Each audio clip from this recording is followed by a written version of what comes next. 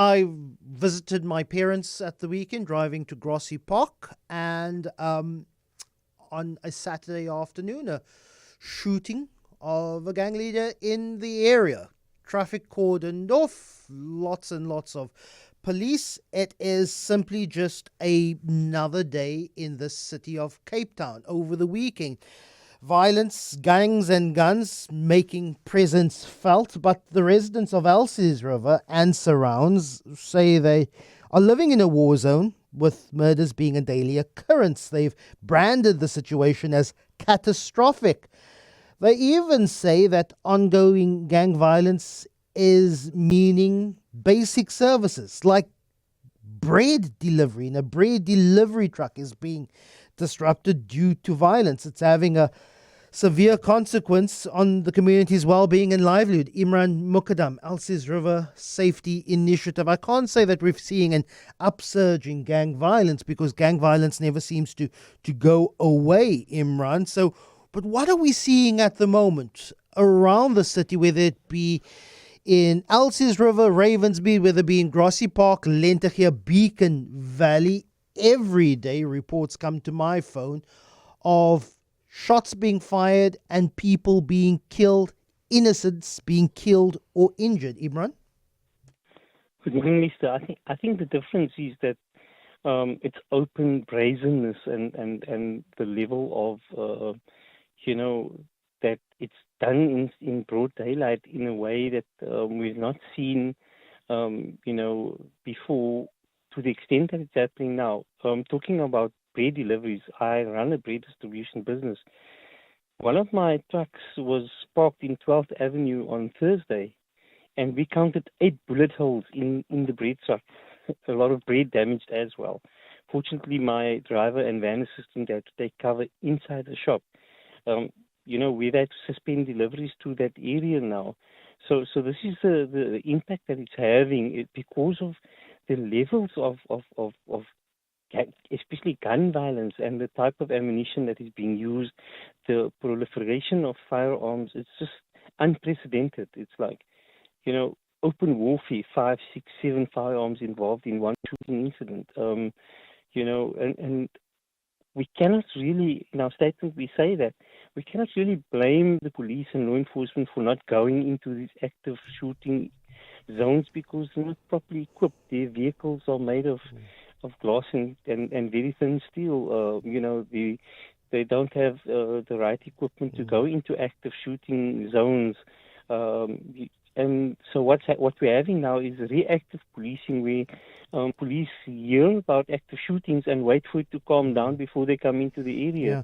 And we've seen a lot of that in the past couple of weeks Imraahn, in Elsies River. You've again called for a presidential order to deploy the SANDF to areas around Cape Town. After the president deployed the SANDF, I think it was in 2019, did that have any impact on the level of gangs and guns in our communities? Did it have any impact on the root cause of gangs and organized crime in this city at all? It had a significant impact in that it was a force multiplier. It allowed the police to focus on policing and to actually be able to cordon off areas.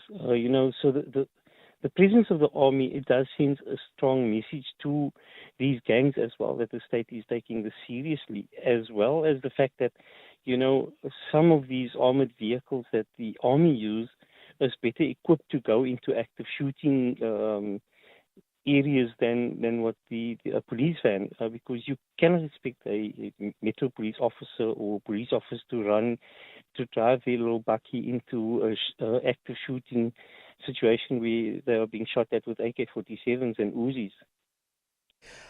I'm seeing more reports. I'm seeing more social media of self-styled anti-crime groups, Pagat G-Force, seemingly having an increased presence on the Cape Flats. That is also a concern. The extrajudicial targeting of drug dealers and of gang houses while the community celebrates that, I don't think that we should be using that as an example of getting to the root cause of gang and gun violence, Imran. Most definitely not. We live in a democratic state. We have a constitution guarantees our safety. There is no need for citizens to get involved in violence in order to, for justice to be served. So we saw at the funeral in Ravensmead about 3 weeks ago, where the community actually killed the perpetrator that shot the father of a previous shooting incident at the funeral service. So there is frustration within the community, and there's enough goodwill. I believe there is enough goodwill in communities to want to get involved and want to make a difference. But we're not seeing enough support for, organizations such as community police forums, neighborhood watches. We had a walking bus group that was funded by the city, where the funding was withdrawn. Michael member J.P. Smith said last week on a radio interview that those old ladies could do nothing. But we believe that the auntie with a bib in many of these areas are much more effective than a policeman with a uniform, because it is our local people that are able to, if they are on the ground, there are extra eyes and ears for the police. But we need to incentivize these volunteers that are willing to help bring an end to or at least help make a difference. Imraahn Mukaddam, Elsies River Safety Initiative. Violence is normalized in the city for the majority of the residents of the city of Cape Town. The minority of the city is shielded in our suburbs that we live. But the majority of the city, whether it's in Nyanga, Nova Park, Steenberg, Lavender Hill, Beacon Valley, or Elsies River, experience the worst of the city. I came across a video online by a UCT student. His name is Reece Basson, who explained he only realized how normalized violence is after he leaves his home in Steenberg. Take a listen. Okay, so I live on the Cape Flats, right? And I never really understood my situation or the disadvantage I was at until I really went out into the world. I'm a student at UCT, so now obviously meet different students from different walks of life, and it's just like, wow, that's insane. Because the fact that hearing a gunshot, hearing someone shooting is not a concept that you are familiar with is very insane to me, because it's become so normalized and we become so desensitized to violence as people who live in the Cape Flats, because we are gunshot, be like, oh, daar skiet hulle weer, daar gaat hulle weer. It's like, oh, there they're going again. Like, it's become so normalized to us that we haven't lost fear, but it's something that we don't fear as much as other people. And Reece Basson is a third year university student. He joins me now on the line. Good morning, Reece. Really appreciate your time. It really hit home to me when you said that only after you started attending UCT, after you started leaving Steenberg, going to the big school on the hill in Rondebosch, that you only realize, gosh, what I'm experiencing on a daily basis is actually not normal. Talk to me about how violence has been normalized in the area that you live in. Hi. So, like I was saying in the video, it's kind of insane how normalized it has become for us, because this isn't concepts that they used to.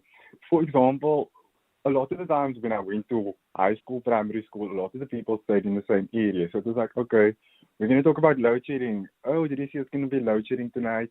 And we'll talk about shooting. Oh, they were shooting again. But when you do that at university and you're like, oh, we have been load shedding tonight. They don't live in the same area. You're like, oh, they were shooting again. And they go, again? So it's a weird concept that they don't really understand.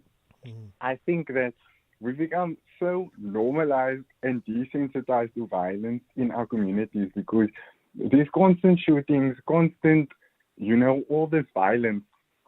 And these are spaces that we walk past every day. I think not last week, the week before, someone was shot at a spot that I need to walk past every day.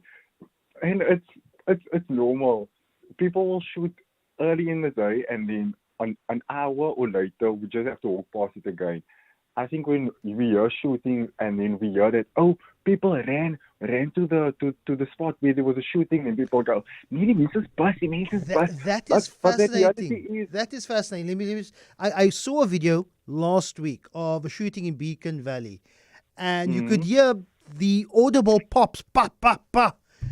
And a child, like a literal child, was simply just standing on the road and actually motioning to walk towards the shooting and not running away from it, Reece. exactly. And people like to say that no, people are busy, people are bus. And while that is true, people have also become so normalized and desensitized to this because it's such a common occurrence. So why would something like that scare us when we are so used to it? And it sounds insane, but it's the normal that we had to get used to so that we were able to survive and to thrive in this environment.